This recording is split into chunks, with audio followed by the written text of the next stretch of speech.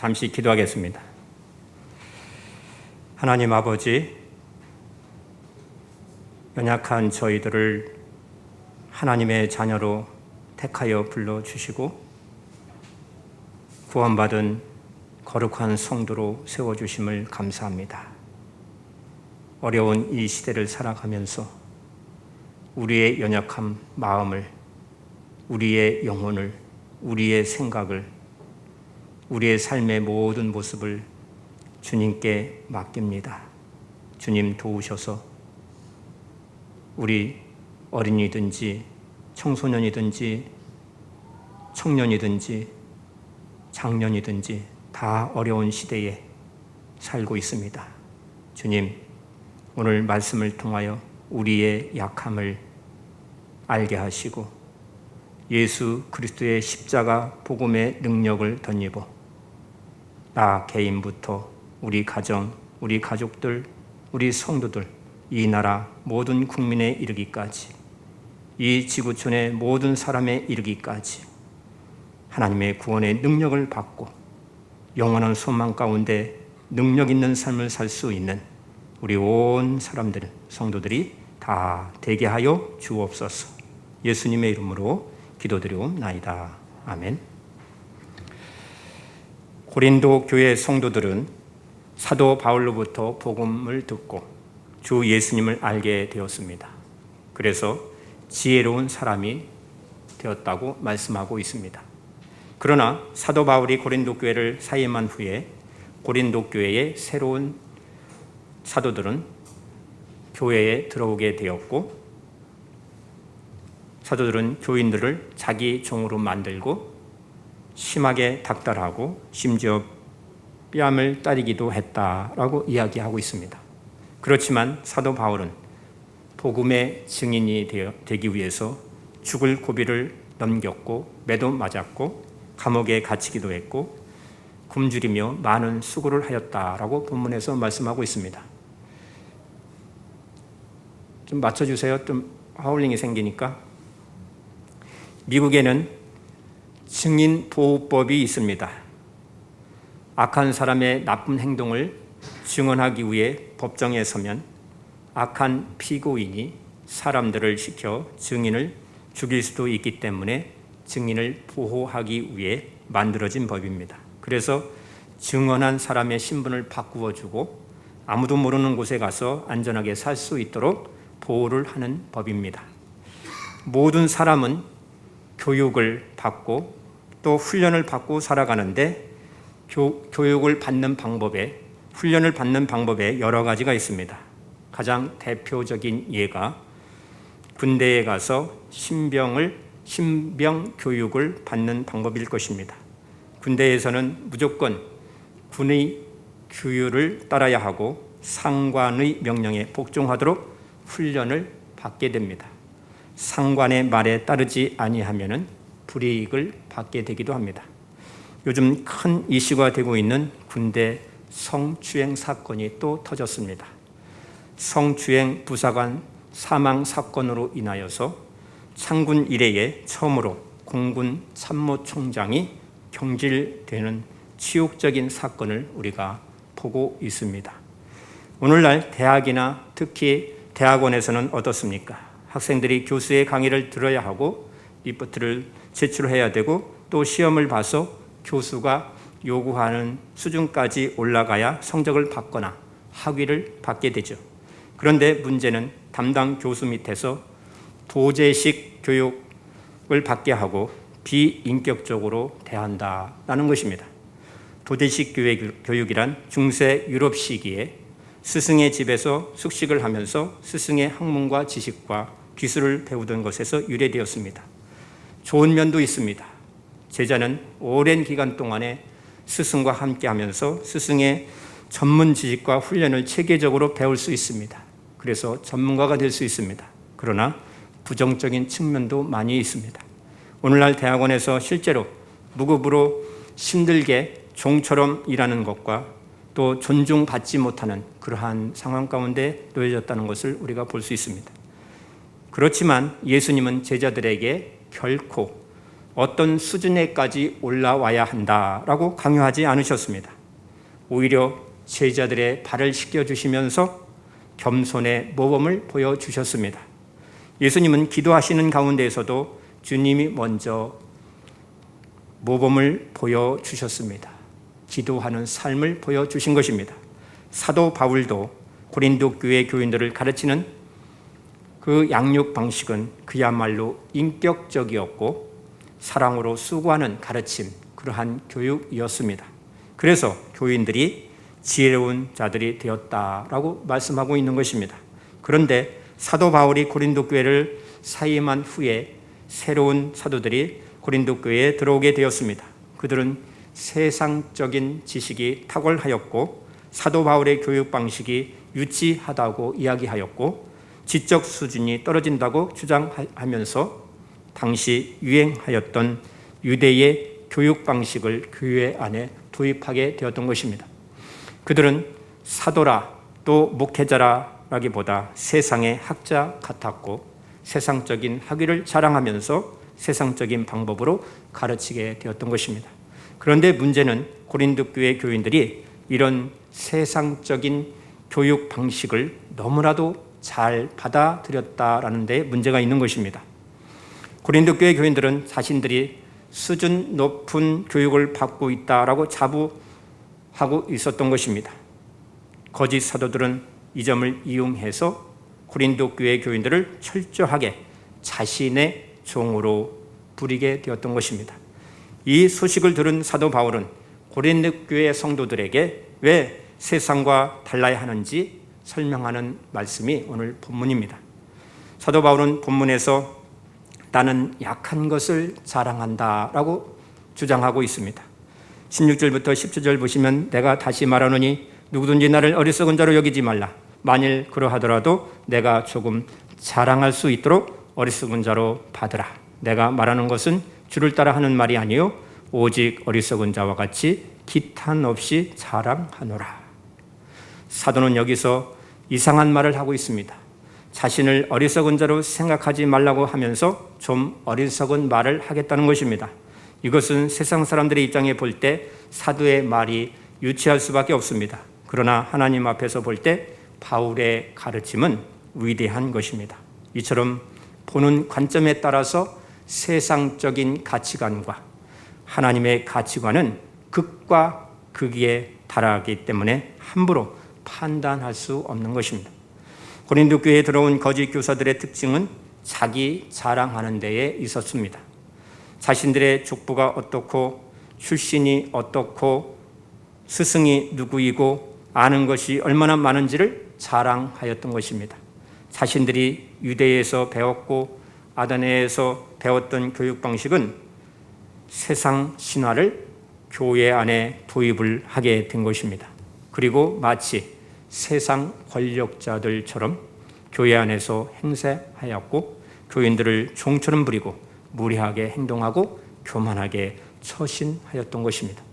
문제는 고린도 교회 교인들이 새로 온 사도라 하는 사람들을 지도자로 그대로 받아들였다는 것입니다.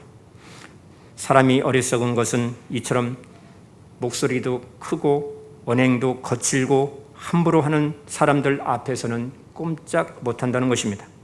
그래서 사도 바울은 침묵할 수가 없었습니다. 사도는 교회와 성도들과 복음을 위해서라면 어리석은 자가 되는 것도 감수하겠다는 그런 심정으로 자랑을 하는 것입니다. 본문 19절에서 20절을 보시면 너희는 지혜로운 자로서 어리석은 자들 기쁘게 용납하는구나. 누가 너희를 종으로 삼거나 잡아먹거나 빼앗거나 스스로 높이거나 뺨을 칠지라도 너희가 용납하는구나. 본문에는 용납이라는 말이 강조되어 있습니다. 사도 바울은 성도들이 분별력을 가지고 거짓 사도들을 용납하지 말고 교회에 발을 붙이지 못하게 했다면 얼마나 좋았을까 하고 탄식을 하는 것입니다. 그래서 사도 바울은 책망합니다. 그런 사람을 어떻게 지도자로 세우고 섬기느냐.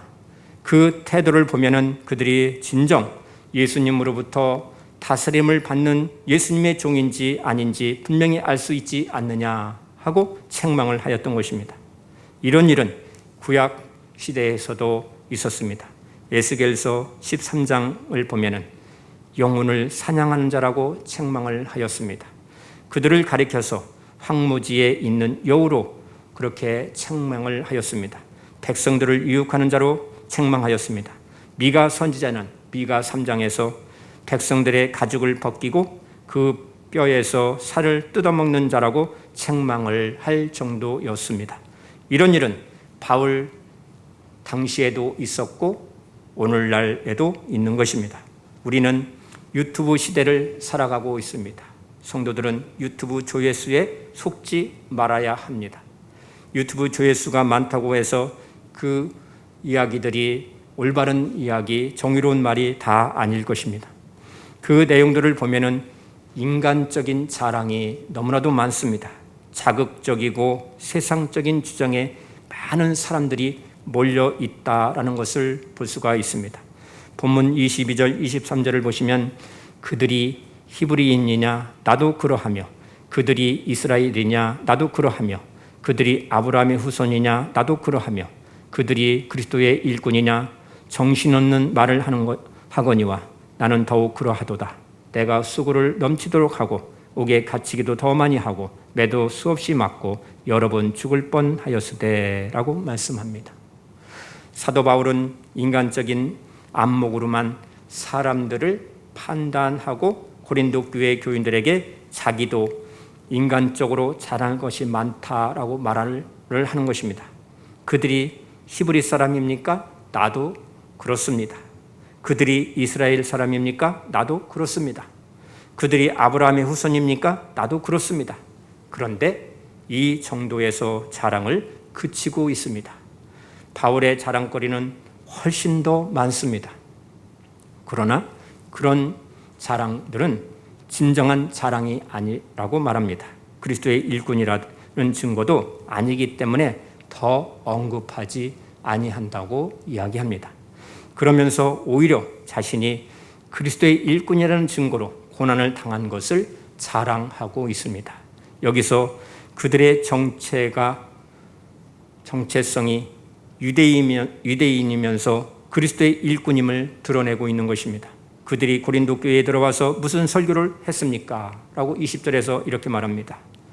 종을 삼고 빼앗고 잡아먹고 뺨을 칠 정도로 사로잡았다라고 이야기합니다. 우리는 이 말씀을 심각하게 생각해 보아야 합니다. 왜냐하면 오늘날에도 그런 설교, 즉 지적 수준을 높여주는 설교가 교회에서 행해지고 있기 때문인 것입니다. 이로 말미암아 나타나는 현상들이 있습니다. 교회가 교인들을 엄청나게 훈련시킨다는 것입니다. 그냥 일상에서 주 24시간 생활 가운데에 주님과 동행하는 믿음으로 만족하지 못한다는 것입니다. 오히려 세상의 지적 성향이 교회 안에 많이 들어오게 하여서 사람들을 가르치고 모이도록 한다는 것입니다. 사람들이 만족할 만한 프로그램들을 가지고 열심히 훈련시키고 가르치면 불평이 줄어들게 된다는 것입니다. 왜냐하면 그 훈련을 받지 않으면 직분도 주어지지 아니하고 교인으로 인정도 받지 못하기 때문인 것입니다. 물론 개인적인 신앙 훈련은 반드시 필요하고 유익한 것입니다. 성경 공부는 생을 다하는 그 순간까지 해야 합니다. 왜냐하면 성경은 하나님의 말씀이고 영원한 생명이기 때문인 것입니다. 기독교는 교인의 지적 수준을 올려주는 학문이 아닙니다. 엄밀히 말하면 기독교는 종교가 아니라 삶인 것입니다. 기독교의 본질은 하나님의 아들이 이 세상에 오셨다는 것을 알고 주 예수님을 증거하는 삶을 사는 것입니다. 복음을 증거하여 생명을 살리는 데 있는 것입니다. 하나님의 아들이신 주 예수님은 죄에 빠져 영원히 죽을 수밖에 없는 우리 인간을 하나님과 화해시키시기 위해서 이 지구 땅에 참 사람으로 오셨습니다. 우리를 위해서 십자가에 달려 죽으시고 장사 지낸 바 되셨다가 다시 살아나신 부활의 주님이십니다. 그리고 주님의 부활을 믿는 자마다 영원한 생명을 얻는다라고 말씀하고 있습니다. 그러므로 하나님의 아들이 이 세상에 오셨다는 것은 우리에게 있어서 최고의 은혜이요, 최고의 선물이요, 최대한 사건인 것입니다. 너무나도 중요한 것은 하나님의 구원 계획이 영원한 현재성에 있다는 것입니다. 지금 예수님을 바라보지 않으면 우리의 구원은 보장되지 않는다는 것입니다. 생을 다하는 그 순간까지 주님만을 바라보고 나아가야 하는 것입니다. 이것은 모든 인간의 영원한 운명을 결정하는 것입니다. 그런데 예수님은 이 일에 대한 증인으로 먼저 제자들을 택하여 세우시고 사도들을 택하여 세우시고 오늘날 저와 여러분들을 택하여 세워주셨다는 사실입니다.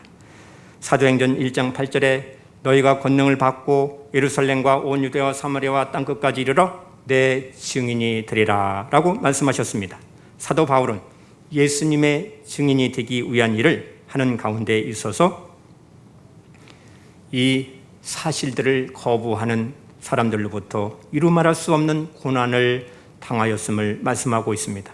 사도는 어느 누구보다도 사랑의 수고를 넘치도록 했다고 진술합니다.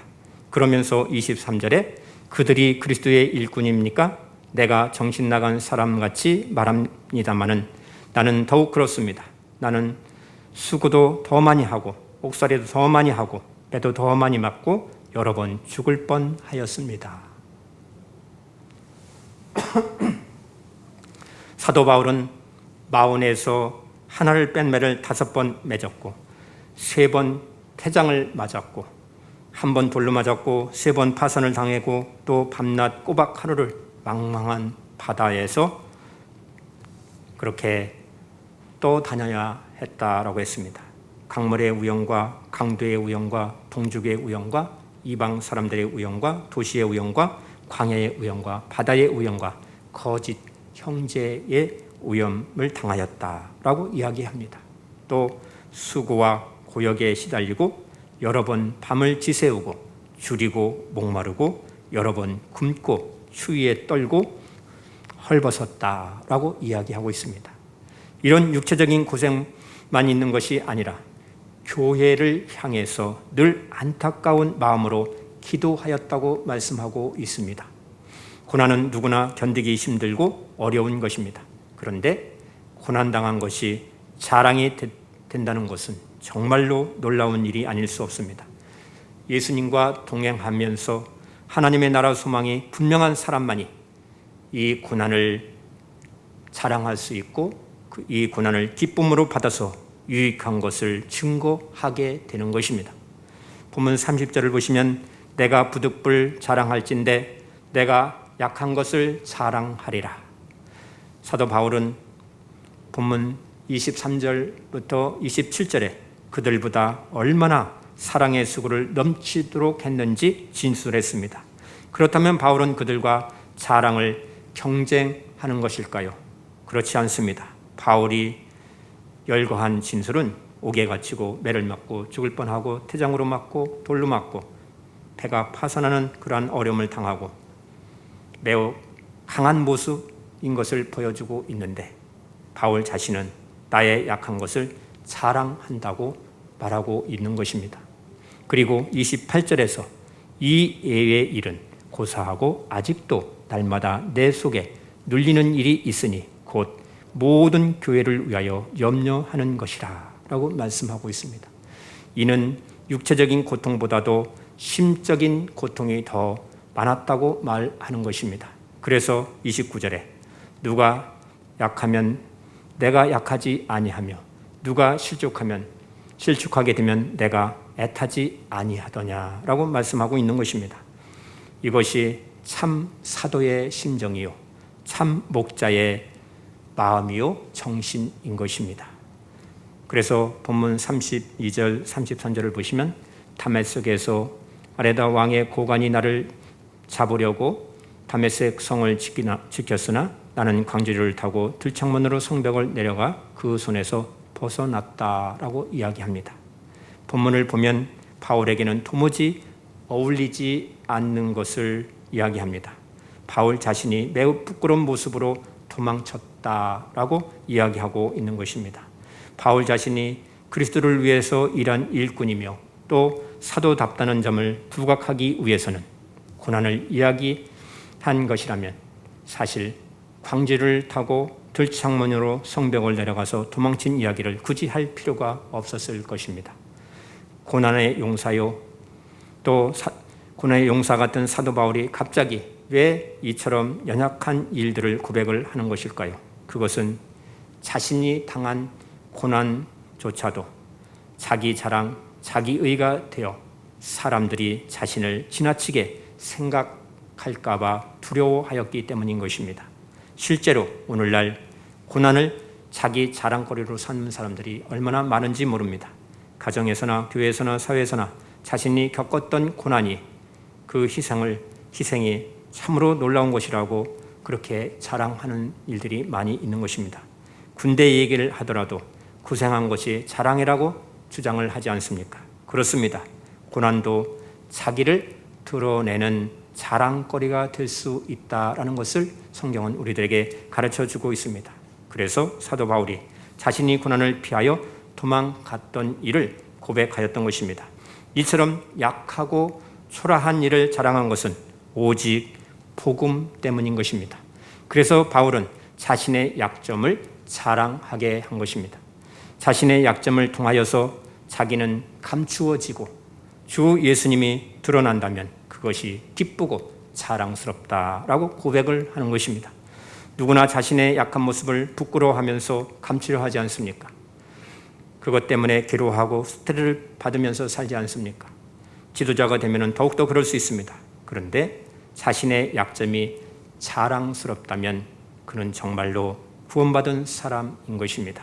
진정 예수님을 아는 사람이라면, 예수님과 동행하는 사람이라면 예수님과 동행하는 그 믿음으로 만족하면서 가정에서, 학교에서, 직장에서 일을 하면서 기쁨으로 감사의 삶을 살게 될 것입니다.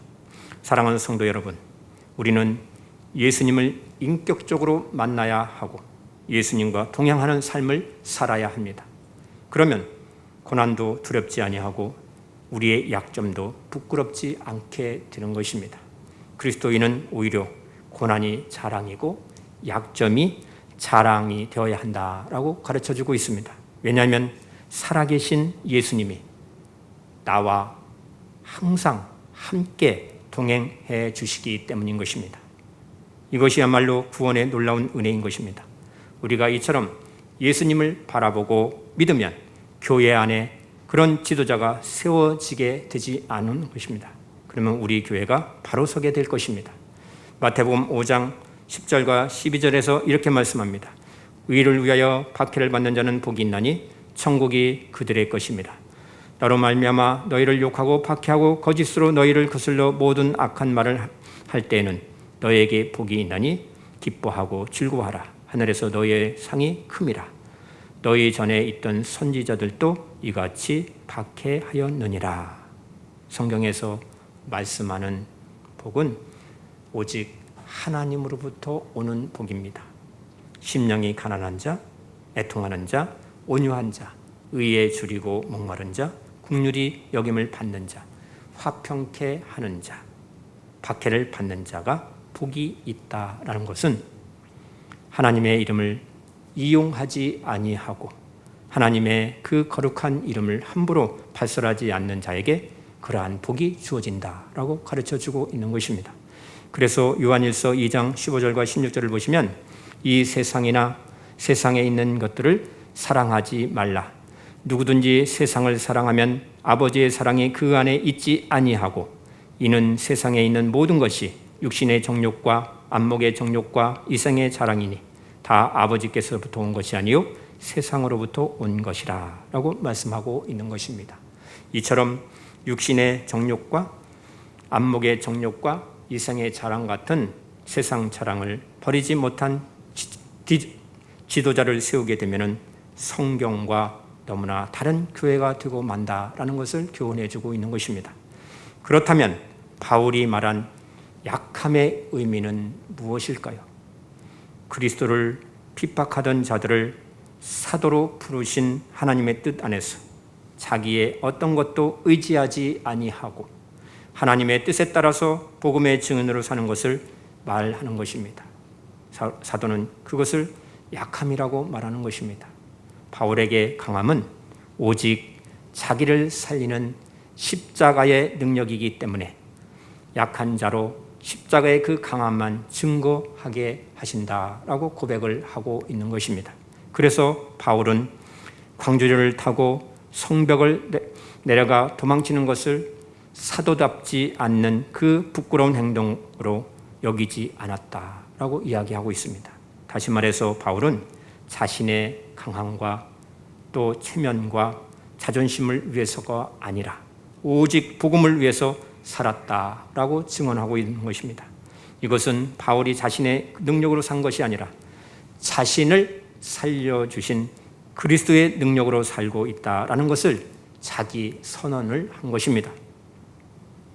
이것이 믿음 안에서 사는 것이고 이 믿음이 우리를 약한 자로 만들어 십자가의 능력으로 구원하시는 하나님의 놀라운 은혜인 것입니다. 그렇습니다. 복음이 증거하는 것은 바로 십자가의 능력인 것입니다. 그리고 십자가의 능력은 우리의 약함에서 그대로 드러나는 것입니다. 따라서 복음을 전하는 삶은 그리스도 안에서 그리스도의 능력이 나를 살게 한다는 이 믿음을 가지고 사는 것이 중요한 것입니다. 이것이 복음을 전하는 것이고 그리스도의 일꾼으로 봉사하게 되는 것입니다. 바울이 자신의 고난을 말하는 것도 하나님의 뜻을 위해서 사셨던 예수님의 그 낮아심, 겸손하심을 나타내는 역할을 하였다라고 자랑을 하고 있는 것입니다. 그래서 히브리인, 이스라엘인, 아브라함의 후손이라는 육신의 조건은 모두 자신의 가치와 높아짐을 추구하는 것이기 때문에 낮아짐의 그 역할에, 겸손한 그 역할에 해가 되는 것으로 그렇게 규정을 하게 된 것입니다. 세상적 가치는 사람들 앞에서 자기를 증명하고 자기를 더욱더 알리고 자존심을 세우기 위한 싸움에 몰두하게 되는 것입니다.